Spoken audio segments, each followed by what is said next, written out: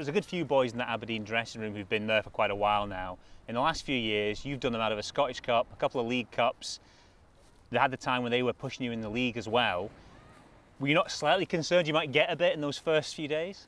The first few days, yeah, but at the end of the day, and it's 90 minutes, everyone plays to win. I played for Celtic back in the day, and I enjoyed my time there. Now it's hopefully we're competing for medals and we're competing for trophies as well at Aberdeen, and that's why I came here. The club's got great ambition, so is the chairman, so is the manager, so we're all in the same direction. We want to push forward and we want to push this club into great things again. I was going to say, just touched on there that you did come up against Aberdeen kind of at the final stages of competitions, be it League or Cup. You always triumphed in the end. How far away are Aberdeen from winning stuff? Yeah, they pushed us all the way. They gave us a great challenge, and I think that was what pushed me towards Aberdeen, and knowing Stephen as well, that helped as well. But they've had the ambition, they've been to semi-finals, finals in the past, and I want to try and help them and hopefully push them over, and hopefully we can get some medals to this club. What was missing, do you think, from those Aberdeen sides? What can you bring to this Aberdeen side that maybe pushes them over the finish line? I'm just going to bring my own game. I think everyone knows what my game is, and I try and push my levels as far as I possibly can, try and play patient as well, but I'm also in people's faces, try to win battles, and hopefully the other lads now can do my running for me a little bit more. And there's some fantastic players in that dressing room, and I'm looking forward to it, as I say, and looking forward to getting fans back to the stadium, looking forward to playing with the lads as well, and getting competitive games going as well. The manager's brought in a few big characters, players with a bit of experience. Do you think that's part of what you bring? You bring that bit of nous to a dressing room perhaps as well?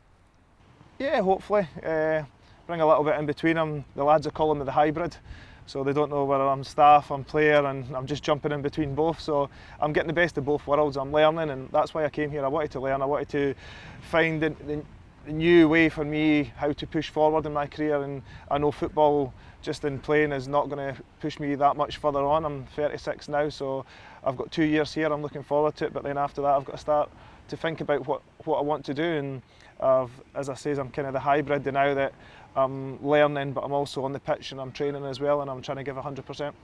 How have you found the steps into coaching more regularly? I know you've done little bits at Celtic here and there, but how have you found it so far, and juggling the two roles? Yeah, now pre-season it's about me trying to get as fit as I can, so it's not about me taking sessions, I've done bits and bobs, but that's been literally about it. It's been more working on my fitness, getting to know the lads, being part of what we do for training, how we prepare, how training sessions have been, watching training back, looking at players and looking at formations that we can pick and choose. So it's been good understanding that side. But as in coaching, I've not done too much now, because I want to keep myself fit, I want to keep myself available, and I want to push these lads as far as I can, so hopefully I could get a starting place, or I'm available whenever the manager needs me.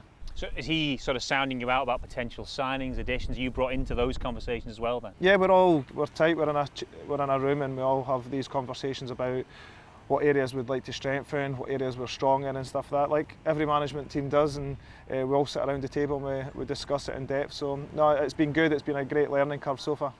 When he runs through a list of options and he says this guy's a centre mid, this guy's a centre, we just push them to the side, a wee bit of Tipex over the top of them and just forget about that. I just wanted to ask you about your relationship with Stephen, how it all came about. So obviously you played together at Hibs, but had you stayed in touch in the kind of years in between then? Yeah, the whole time. He was back and forward. He'd come back to Edinburgh, I'd meet up with him as well. So no, we've always kept in touch, and when I was at Hibs, he was an older, experienced pro, and we learned a lot from Stephen at the time, and he played Aberdeen, down in Newcastle, Watford as well, and he played at great clubs, and we all looked up to him as a player, as an experienced pro as well, and the way he looked after himself and how fit he was still at his age. So everyone kind of looked up to him, and as a kind of father figure, because we were very, very young at the time, and we kept in touch over the years. And when I had this opportunity to come here, I still had that opportunity to stay at Celtic for another year, but I feel like this new challenge was something that pushed me into this direction, and to work with Stephen, to work with Alan and Henry as well, and it gave me that new freshness, and that I could push into the coaching world once I actually retire from playing at Aberdeen. He's what, 9-10 years older than you, I think, something like that.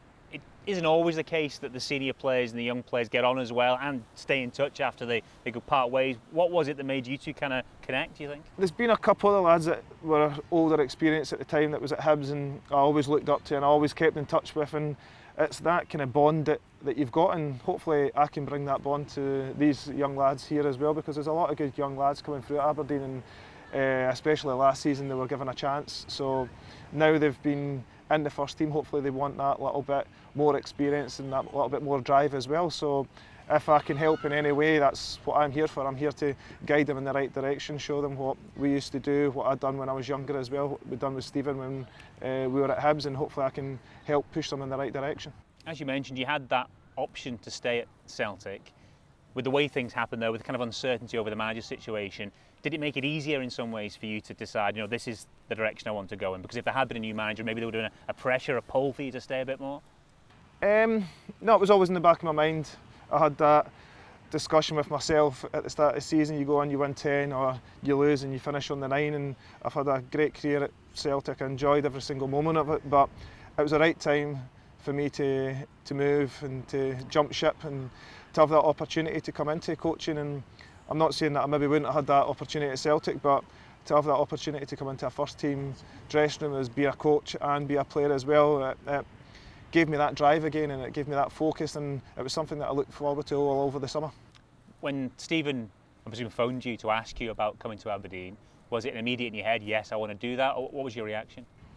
I had to sit back because obviously the time I had at Celtic, I've had 14 great years there, and I didn't know much difference from going from club to club. I've spent 5-6 seasons at Hibs and then went to Celtic for 14, so I didn't have that jump ship every season and mentality, but it gave me this thrill that I wanted to go and challenge myself again to see if I can go again. And I know I'm 36, but I've got that desire still to push my body as far as I possibly can, whether it's playing, coaching or training to keep up with the lads as well. And the young lads here are fit, they want to learn, they're keen as well, and they want to play in Aberdeen's first team and they want to show the world how good they are.